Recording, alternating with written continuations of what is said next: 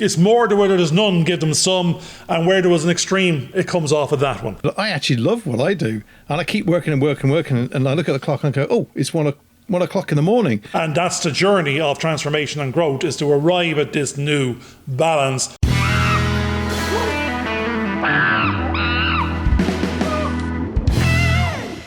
One of the last words that you mentioned in one of the other videos that we've listened to was equilibrium. And that's about balance, getting the balance right.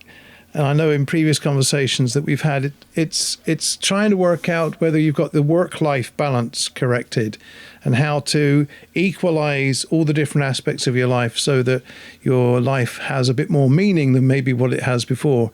And I've already been in a conversation today where somebody has said that they have felt so overloaded with what they're being asked to do in their work that they've now realized that that is no longer possible for them to continue doing. So they are now thinking of stopping what they're doing and changing completely. I suppose in my own situation a few years back, I found that I was being overloaded by the kind of work I was being expected to do, and I had to reconsider what was life really all about. And I think from your conversations with me, you've had the same kind of experience, Garvin. Well, I think you use the word equilibrium and balance, and I think what the real words are is imbalance or unbalanced, or it's not. I don't even know what the opposite of equal is. Unequilibrium as opposed to equilibrium.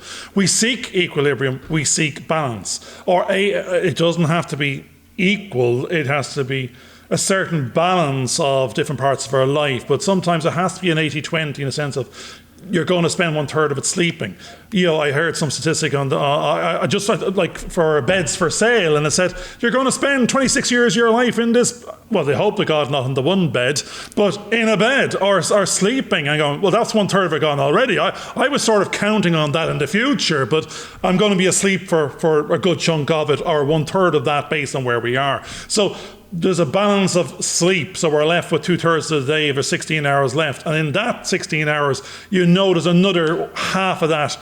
Given you're not loaded or have some nest egg somewhere, half is going to have to be working to earn, to pay for it. The other half, and future halves where you won't be working. So your whole life, and most people's lives, are going to be out of sync or not really in equilibrium or unbalanced based on when they're going to be able to earn for the future and have a nest egg and a pension.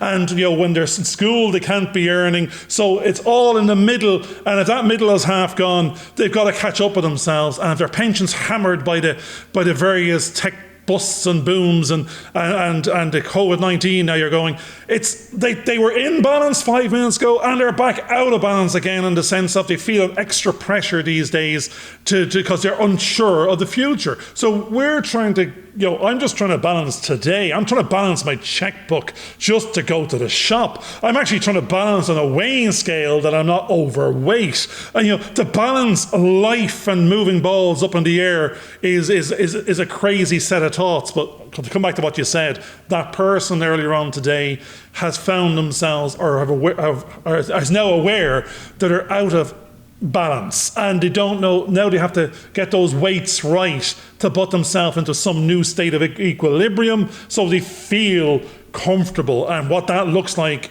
I don't know, but I've said there's a lot of balls in the air. Not necessarily, I don't think any of them are being balanced. They're being juggled.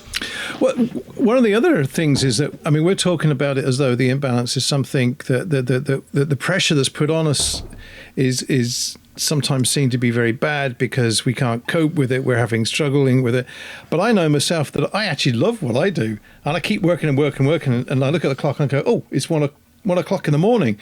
But I was enjoying myself, and I kind of go, but I'm really wrecked, and I'm kind of going, oh my goodness. Sometimes you can get so into what you're doing that there is another imbalance there because you're overloading yourself because you enjoy that. I know my mum, she's 82. She goes into the garden. She keeps going out and doing things. Then I'm wrecked. I better go indoors. And then she'll spot something else and she kind of go, no, I'm going to go out. And she's exhausted. She's completely shattered. And we've kind of lost that idea of how to moderate what we should and shouldn't be doing. Now, is that balance or order? You know, like you're trying to put things in the right order in a day so you don't get too tired or exhausted and you can rest at the end of the day and get energized at the beginning of the day. What's the balance? Now, what's the balance of the day? What weight? Now, the word balance now is saying to me, it's about weighting. No, I don't know my Irish accent. It's W-E-I-G-H-T. It's the weighting, because if those balls you're juggling in the air and God, don't start going for an hour, anybody. You're juggling and you're trying to balance at the same time, maybe on a tightrope based on, you know, you're balancing the checkbook, you're balancing the hours in a day, you're balancing the you know, your health with your wealth and you're trying to balance while juggling multiple balls and not knowing where if the tightrope is starting to bend or even who's holding it at the other end. You're on this tightrope with no other, you know, like for an awful lot of us, we don't know where it's tied off to. And we don't know if someone's shaking the rope, and no one has handed us that big stick to try and, you know, get that equilibrium while we tightrope across a ravine of unknown. And then never mind, someone keeps on handing us more balls, and they're getting heavier. And the weight of this, and those balls might be worries and stresses and pressures and fears, and so the balls were plastic to begin with, and now they're like cannonballs. I'm juggling cannonballs across a ravine of the unknown, and I don't know what the hell I'm up to, and I'm halfway over and I can't go back, and I'm trying to look for a state of equilibrium, and I have no idea what's going on. I think people are floundering and don't even know what they don't know what balance looks like. If that makes sense. And I think what we started to do recently, actually today, one of the things that we started to explore was the fact that there's so many different things that we should be looking at and trying to do, but we had to step back and say no, we're not going to take responsibility for that massive load. We're going to say, and you'd use, there's two words of weight. There's the balance weight, but there's the other one where you kind of say, no, let that bit wait. It's okay that can wait. That can just stay there parked for a little bit of time, and we'll just concentrate on one or two tasks that we know that we can achieve, we can accomplish those. And by doing those, we know that once we've actually gained the necessary skills to do those tasks, then we can look at taking on the next one. The other thing is that if you've got all those cannonballs in and your arms are starting to feel tired and you're worried about dropping them, maybe the best thing to do is to actually put them all down and then pick them up one at a time and see what you can actually do with them. I was just going to say that you can't start juggling balls until you sort of are handed one. And when you start just throwing that one up, then someone throws you a second one. The third one's thrown to the mixer going, we're getting a little bit of going on here. But if someone starts throwing 5, 6 and 7 at you, you're going, hold on a second. I'm not a juggler. I wasn't a juggler to begin with. I don't have a career path there. I'm just juggling balls and someone's chucking cannonballs at me and I don't know what's going on. And the weight of the world is suddenly on our shoulders over a little item. And we were getting frustrated over a lot of unknowns. As you said, we were starting to go, well, we've produced something, but we're trying to put it out there into YouTube, or we're trying to put it out there into, someone else said Instagram. We're going, oh, we put it there. And we don't even know what Instagram is. We barely know what YouTube is. And now we're trying to sign up another set of jobs and go, no, it's as you said, wait. It may wait forever, or wait till the right time, or when it makes more sense. But there's a critical part. You can only do one thing at a time. That's what time is all about. You can't do two. You think you're doing it, but those seconds or those fractions of moments are being instantaneously moved back and forth. You're only really doing one. And if your attention is on a multitude, then your attention is on none. And I think that we were happy to step back a little bit and go, wait. And then take on a certain amount of weight, and then we can balance a few things, and we're now throwing them between each other and go, it's a load shared, and we're not on our own. And as you said, we can put down a hot potato anytime we like or chuck it at someone else. We should take on what you can take on, and if it's a hot potato, it's a case of get it out of your hands and chuck it to the next guy, and if there's no guy, chuck it back. I think one of the biggest problems that we also have is this sense of responsibility that we all take on. We feel that we're responsible for our actions and we want to be responsible for what we do, and we don't want to seem as though we're incompetent. But the difficulty is that we are then frightened to make mistakes. I think we talked about this earlier this morning, is that people are so frightened to make mistakes that they make mistakes all the time because they're not analysing the processes and problems that are going on. And I think that's where, again, you have to weigh up and balance the pros and cons. You have to look at what is right and what is wrong, or what can be achieved in this amount of time, and work out the processes. So the best way to do that is to break everything down into its smallest component parts. And once you've got one little bit and you can master that little bit, then you can go, because once it becomes second nature and you're not even thinking about it, then you can start to do the other one. Now there's a number of things that we are where normally when we start off we're incompetent, we're not competent enough. The other thing is that quite often we're unconscious of that incompetency. Then we go to another level where we become conscious of that competency.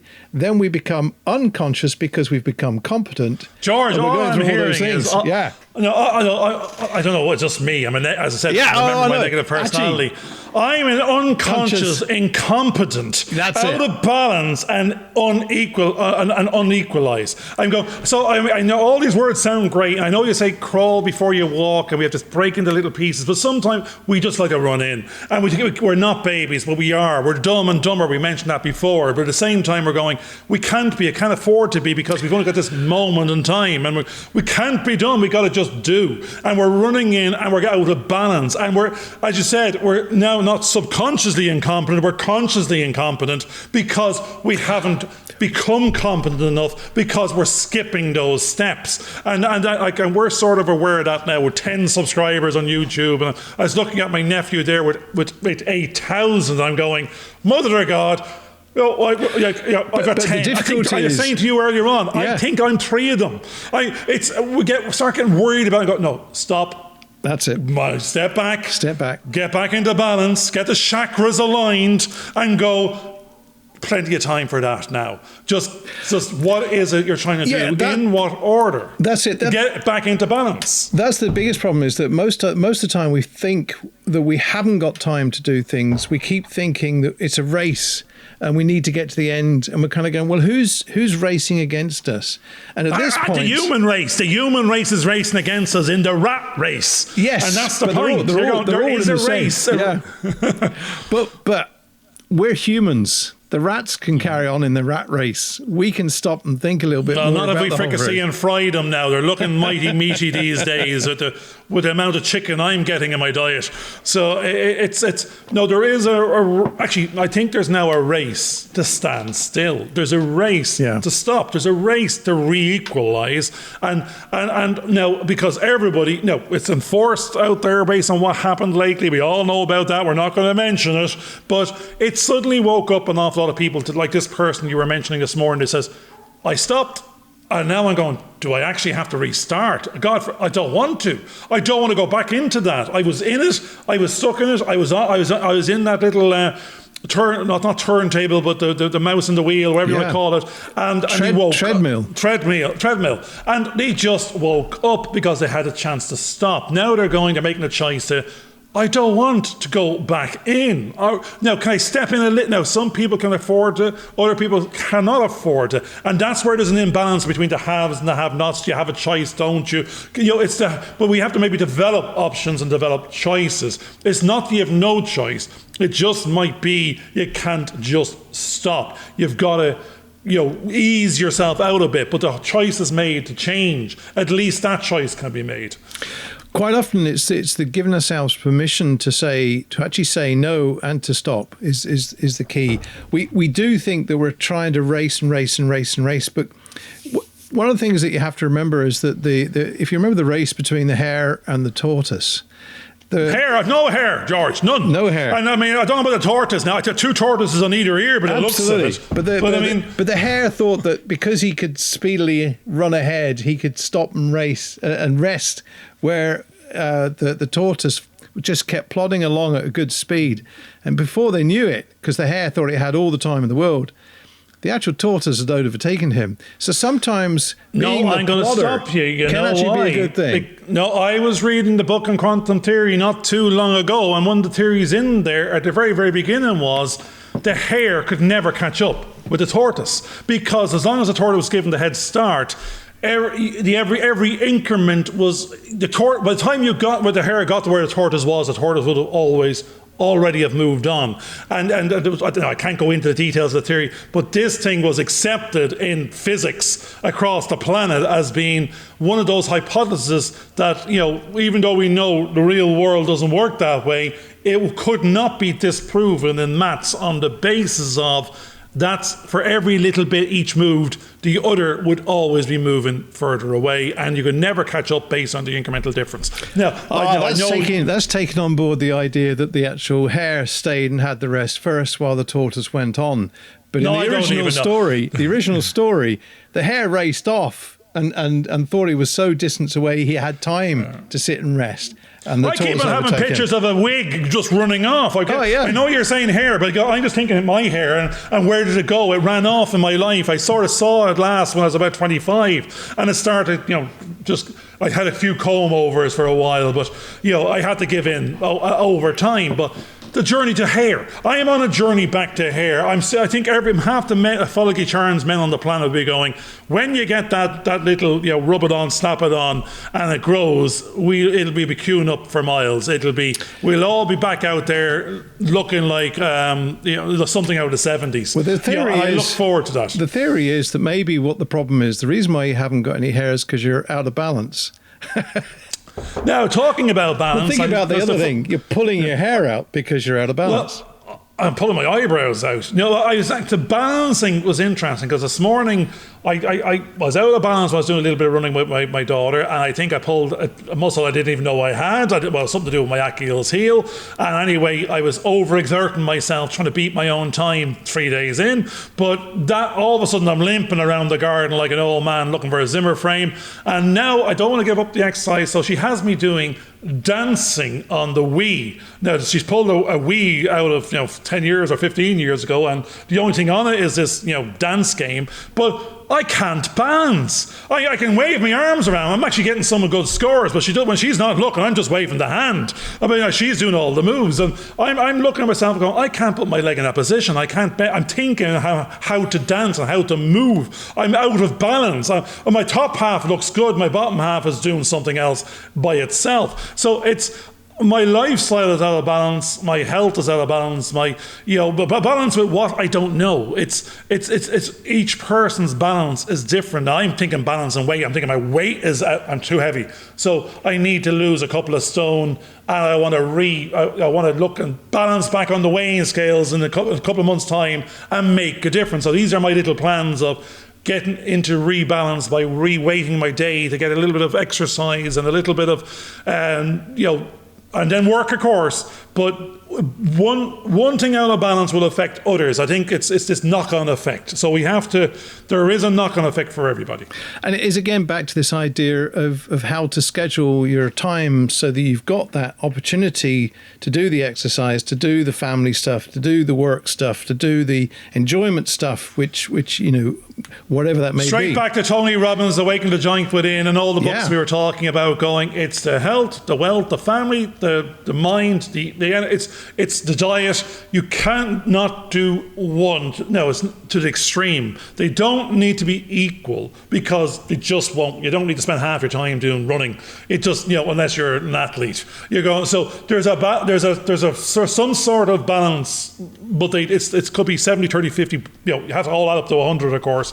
But give them all a bit. Give them all enough. Give them the measure they need. It's more to where there's none. Give them some, and where there was an extreme, it comes off of that one. And it might be the weekend is a different weighting to the weekday, but the whole thing is to balance out your life in terms of time and distributing it in a fashion that suits you, your family, your friends, and don't I think we said, I was chatting to someone last week, and they're a very wealthy individual, and they're earning more and more, but their life balance from my perspective is they haven't seen their family in a long, long time. They've lost touch with them. Their children are growing older and will be gone before you know it, and moved on to their families. And the time is now. Don't lose sight of what's important. Now, maybe that's not important to them, but I think they're not noticing. They're thinking what they're doing is important, and it actually is feeding back when all these individuals want is time and some money. So spend some money in that time with your family, and maybe you'll end up with more. And that's saying that to myself as well. It's not one. It's a nice equilibrium of some that makes sense. The other thing that can start to happen is that because people enjoy an aspect of their life, they almost become obsessive with it, if you like, is one part. But I know that if we look at a book is made of multiple chapters, and quite often we tend to remember a certain chapter of our lives that we think is actually, we become very nostalgic about it. We kind of go, it'd be great to get back to that. I really enjoyed my life at that point. My teens. All those things that we used to do back then. But then when you go and try and rebirth that whole thing, if you like, what ends up happening is you begin to think, oh no, I actually don't enjoy this. And it was a moment that should be kept back in time because you've moved on, you've learned, and this no longer has that appeal that it once might have done. You're only remembering the nostalgia. You're only remembering the good times. Actually, you're not even remembering real times. It's fragments of something. I remember I was good looking. I remember I liked dancing. I remember that there was a lot of chasing girls and chasing back. But that was 10 years, 40 years ago. It's not anything in particular. It's just the fact, I think I was happy. I think I had a grand time versus a bad time. It seemed quite balanced. Okay, I wasn't working. I was being kept by my parents and did a little bit of a part-time job. So, you weren't subject to bills, and my daughter's looking forward to going to college, and we're saying, yeah, but as long as you realise the bills go with you. It's not what you think it is. It sounds great, but if you're there, you're on this new journey of a new balance of, you have the bills, you have the responsibility, you've got to do your own washing, you got to do your own cooking, shopping, and clean up after yourself, and getting from A to B. Before you got a chauffeur, not like an actual chauffeur. I'm the chauffeur. I wear many hats. The missus is cooking and cleaning, and this, and now I help out. But it's all this is not in your workload, not in your particular set of things even to be aware of. No, she's quite good, but there's a new balance that happens as soon as you leave and go out the door. And she's talking about, sure, don't want to buy a house later on. Sure, who'd want to buy a house? Half the countries in the world don't buy a house. I was going, it's not you're buying a house or not buying a house. It's, as the accountant to me, sir, jumps out and said, if your rent is the same as a mortgage, you can own it for as cheap as renting it. It's a logic. It's not that it ties you down or you can't have it or you don't want it. It gives you a certain element of security, and it's better to own than not. Well, that's debatable for many person out there. So it's different decisions at different times. There's nostalgic versus, if all we remember is the work and the drudgery, then it's a very sad life indeed. I know that at the moment my son is rebuilding a Kawasaki motorcycle. And I get these kind of nostalgic memories of me being on a motorcycle when I was a kid. And that's all about balance as well, trying to get that balance all right. But one of the biggest problems is that I remember the sunny days where it seems though it was a great ride and everything was wonderful. What I tended to forget was the gnats that used to hit the visor, or they'd open up and the gnats would hit me in the face. The arthritis I got in the knees because the wind going past me. I luckily didn't have an accident, but there's no saying that if I got a motorbike now, I wouldn't have an accident. And I also remember back in the days when I'd been traveling up and down from Bournemouth to Northampton and it'd been raining all the way down there for 3 hours, how I wished I had a car. So you kind of go, yeah, sometimes those are best just as old memories that are stuck at the back of the head.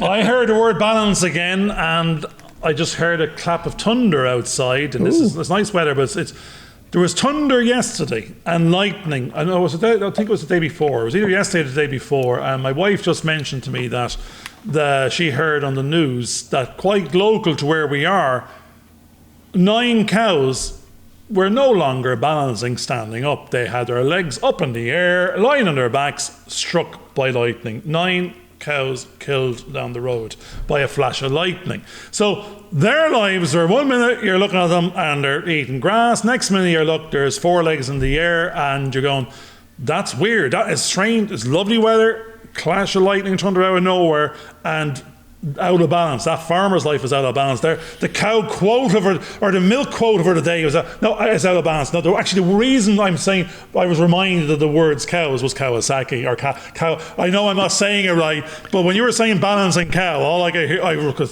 picture was 9 cows with their legs up in the air. God help them, top them on to them, and I hope they're in a happier place on the far side. But you don't know what's going to happen next. We could get hit by like lightning. We can get hit by a meteor. Stop worrying. Just fucking get on with it and enjoy the now again. Or the cow. They're probably already sort of cooked and fried now. But back to you. Yeah, it's important, I think, because we don't know what's around the corner.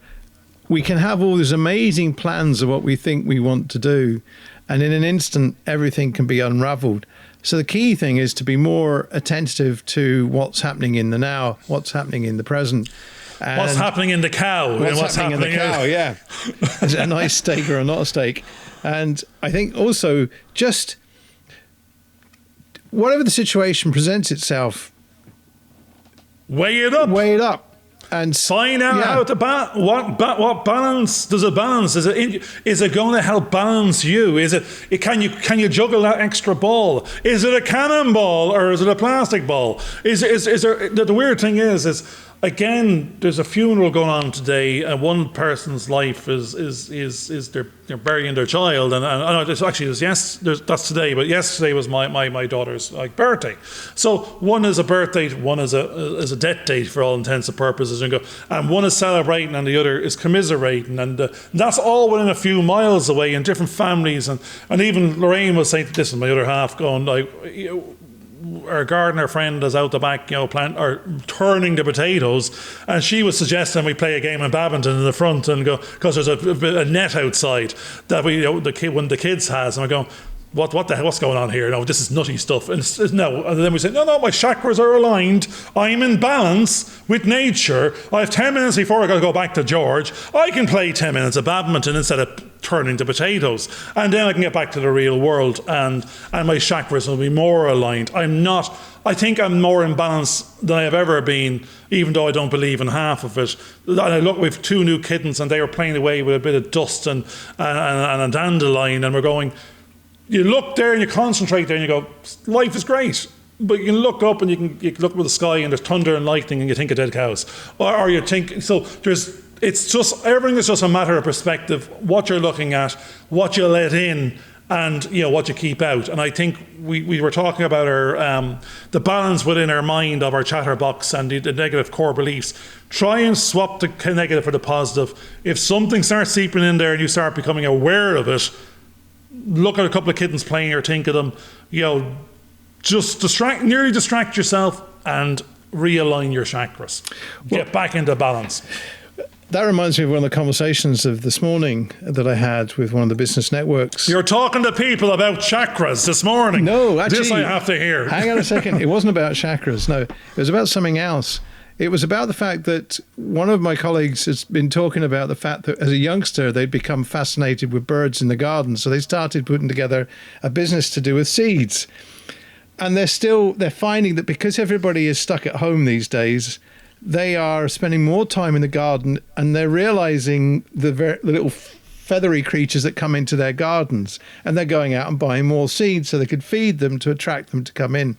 And I think that's what's happening, is that people are suddenly realizing with their life out of balance, they're beginning to see the birds around them, the creatures about them, and nature around them and what's going on.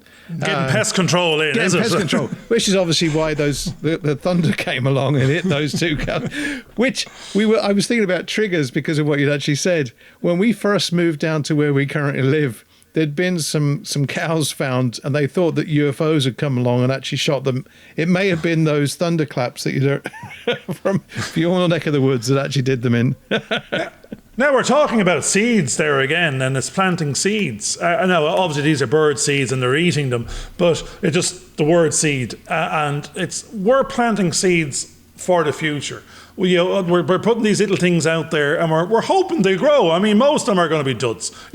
Most of them are not going to reach home, but some of them might feed a couple of hungry birds. And if those hungry birds turn into vultures or sort of chickens that we can go to Kentucky Fried Chicken and get later on, great. We're trying to plant seeds, and then something will happen as a result of that. We can nurture them, we can grow them.